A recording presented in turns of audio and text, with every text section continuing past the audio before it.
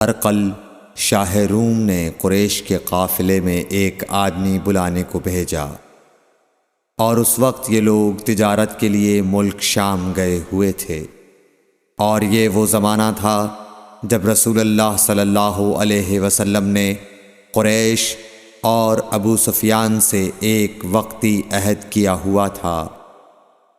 جب ابو سفیان اور دوسرے لوگ ہرقل کے پاس ایلیا پہنچے جہاں ہرقل نے دربار طلب کیا تھا، اس کے گرد روم کے بڑے بڑے لوگ، علماء، وزراء و امراء بیٹھے ہوئے تھے۔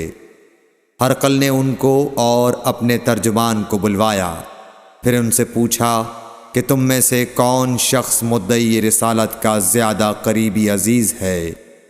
ابو سفیان کہتے ہیں کہ میں بول اٹھا کہ میں اس کا سب سے زیادہ قریبی رشتہ دار ہوں۔ یہ سن کر ہرقل نے حکم دیا کہ اس ابو سفیان کو میرے قریب لا کر بٹھاؤ اور اس کے ساتھیوں کو اس کی پیٹھ کے پیچھے بٹھا دو۔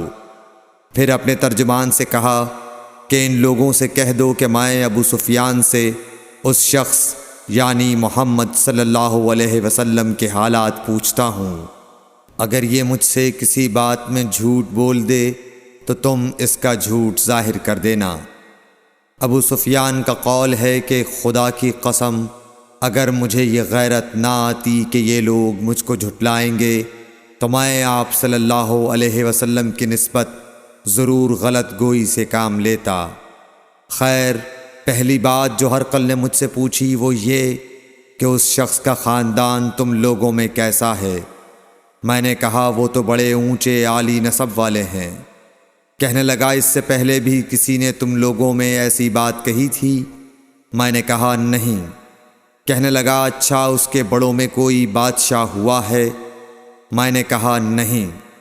پھر اس نے کہا بڑے لوگوں نے اس کی پیروی اختیار کی ہے یا کمزوروں نے؟ میں نے کہا نہیں، کمزوروں نے۔ پھر کہنے لگا اس کے تابعدار روز بڑھتے جاتے ہیں یا کوئی ساتھی پھر بھی جاتا ہے؟ میں نے کہا نہیں۔ کہنے لگا کیا اپنے اس دعوی نبوت سے پہلے کبھی کسی بھی موقع پر اس نے جھوٹ بولا ہے؟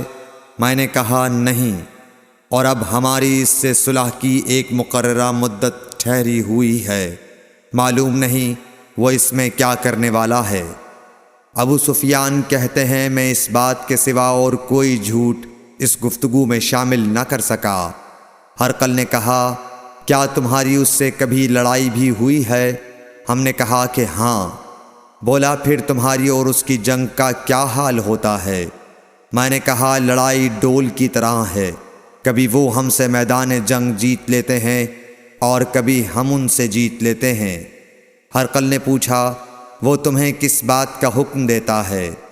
میں نے کہا وہ کہتا ہے کہ صرف ایک اللہ ہی کی عبادت کرو، اس کا کسی کو شریک نہ بناؤ، اور اپنے باپ دادا کی شرک کی باتیں چھوڑ دو، اور ہمیں نماز پڑھنے، سچ بولنے، پرہیزگاری اور صلہ رحمی کا حکم دیتا ہے۔ یہ سب سن کر پھر ہرقل نے اپنے ترجمان سے کہا کہ ابو سفیان سے کہہ دے کہ میں نے تم سے اس کا نسب پوچھا تو تم نے کہا کہ وہ ہم سے عالی نسب ہے، اور پیغمبر اپنی قوم میں عالی نسب ہی بھیجے جایا کرتے ہیں۔ میں نے تم سے پوچھا کہ دعوی نبوت کی یہ بات تمہارے اندر اس سے پہلے کسی اور نے بھی کہی تھی؟ تو تم نے جواب دیا کہ نہیں۔ تب میں نے اپنے دل میں کہا کہ اگر یہ بات اس سے پہلے کسی اور نے کہی ہوتی تو میں سمجھتا کہ اس شخص نے بھی اسی بات کی تقلید کی ہے جو پہلے کہی جا چکی ہے۔ میں نے تم سے پوچھا کہ اس کے بڑوں میں کوئی بادشاہ بھی گزرا ہے؟ تو تم نے کہا کہ نہیں۔ تو میں نے دل میں کہا کہ ان کے بزرگوں میں سے کوئی بادشاہ ہوا ہوگا تو کہہ دوں گا کہ وہ شخص اس بہانے اپنے آباء و اجداد کی بادشاہت اور ان کا ملک دوبارہ حاصل کرنا چاہتا ہے۔ اور میں نے تم سے پوچھا کہ اس بات کے کہنے یعنی پیغمبری کا دعویٰ کرنے سے پہلے تم نے کبھی اس کو دروغ گوئی کا الزام لگایا ہے؟ تم نے کہا کہ نہیں۔ تو میں نے سمجھ لیا کہ جو شخص آدمیوں کے ساتھ دروغ گوئی سے بچے وہ اللہ کے بارے میں کیسے جھوٹی بات کہہ سکتا ہے۔ اور میں نے تم سے پوچھا کہ بڑے لوگ اس کے پیرو ہوتے ہیں یا کمزور آدمی؟ تم نے کہا کمزوروں نے اس کی اتباع کی ہے۔ تو دراصل یہی لوگ پیغمبروں کے متبعین ہوتے ہیں۔ اور میں نے تم سے پوچھا کہ اس کے ساتھی بڑھ رہے ہیں یا کم ہو رہے ہیں؟ تم نے کہا کہ وہ بڑھ رہے ہیں، اور ایمان کی کیفیت یہی ہوتی ہے حتیٰ کہ وہ کامل ہو جاتا ہے۔ اور میں نے تم سے پوچھا کہ آیا کوئی شخص اس کے دین سے ناخوش ہو کر مرتد بھی ہو جاتا ہے؟ تم نے کہا نہیں۔ تو ایمان کی خاصیت بھی یہی ہے، جن کے دلوں میں اس کی مسرت رچ بس جائے وہ اس سے لوٹا نہیں کرتے۔ اور میں نے تم سے پوچھا کہ آیا وہ کبھی عہد شکنی کرتے ہیں؟ تم نے کہا نہیں۔ پیغمبروں کا یہی حال ہوتا ہے، وہ عہد کی خلاف ورزی نہیں کرتے۔ اور میں نے تم سے کہا کہ وہ تم سے کس چیز کے لیے کہتے ہیں؟ تم نے کہا کہ وہ ہمیں حکم دیتے ہیں کہ اللہ کی عبادت کرو، اس کے ساتھ کسی کو شریک نہ ٹھہراؤ، اور تمہیں بتوں کی پرستش سے روکتے ہیں، سچ بولنے اور پرہیزگاری کا حکم دیتے ہیں۔ لہٰذا اگر یہ باتیں جو تم کہہ رہے ہو سچ ہیں تو ان قریب وہ اس جگہ کا مالک ہو جائے گا کہ جہاں میرے یہ دونوں پاؤں ہیں۔ مجھے معلوم تھا کہ وہ پیغمبر آنے والا ہے، مگر مجھے یہ معلوم نہیں تھا کہ وہ تمہارے اندر ہوگا۔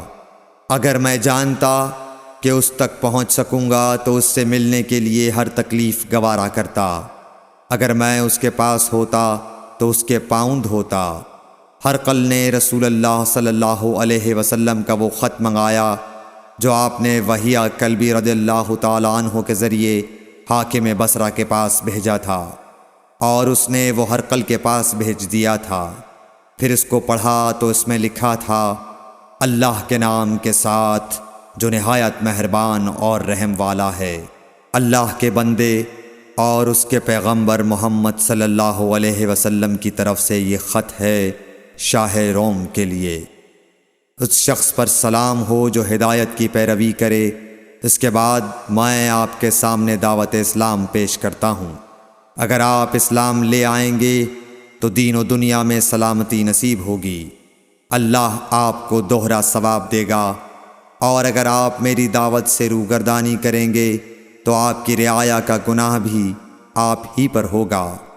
اور اے اہل کتاب، ایک ایسی بات پر آ جاؤ جو ہمارے اور تمہارے درمیان یکساں ہے، وہ یہ کہ ہم اللہ کے سوا کسی کی عبادت نہ کریں اور کسی کو اس کا شریک نہ ٹھہرائیں، اور نہ ہم میں سے کوئی کسی کو خدا کے سوا اپنا رب بنائے۔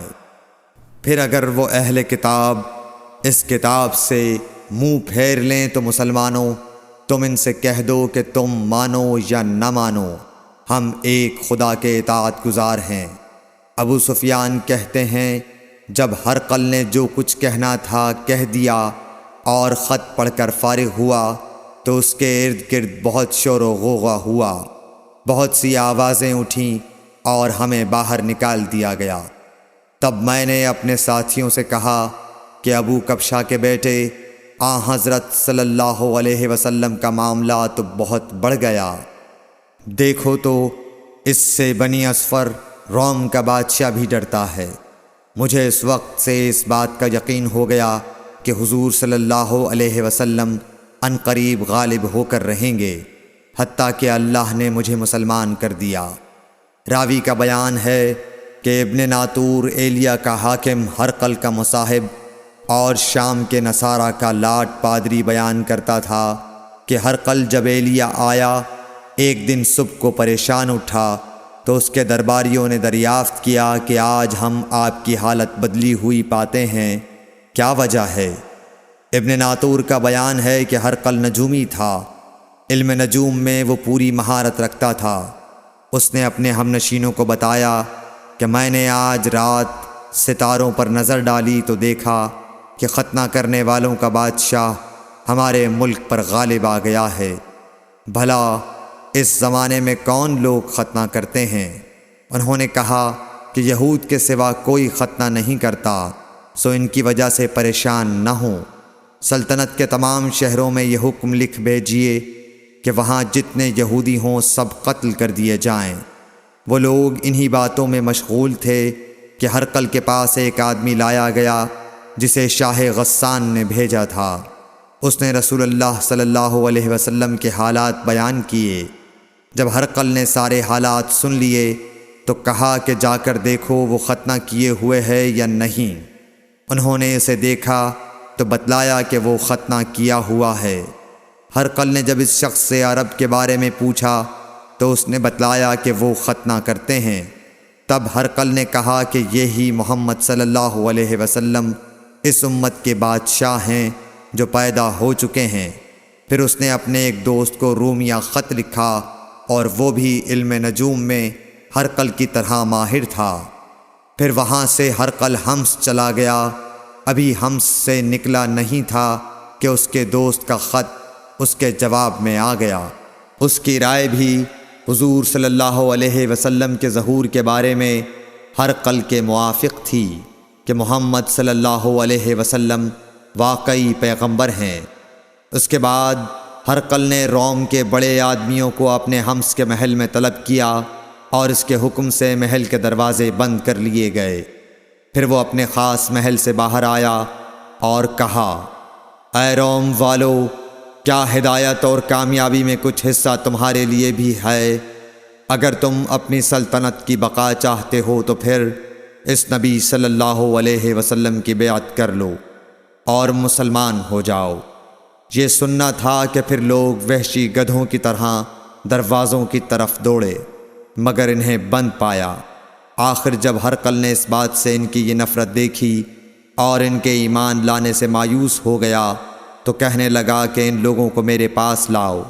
جب وہ دوبارہ آئے تو اس نے کہا، میں نے جو بات کہی تھی اس سے تمہاری دینی پختگی کی آزمائش مقصود تھی، سو وہ میں نے دیکھ لی۔ تب یہ بات سن کر وہ سب کے سب اس کے سامنے سجدے میں گر پڑے اور اس سے خوش ہو گئے۔ بالآخر ہرقل کی آخری حالت یہی رہی۔ صحیح بخاری حدیث نمبر 7۔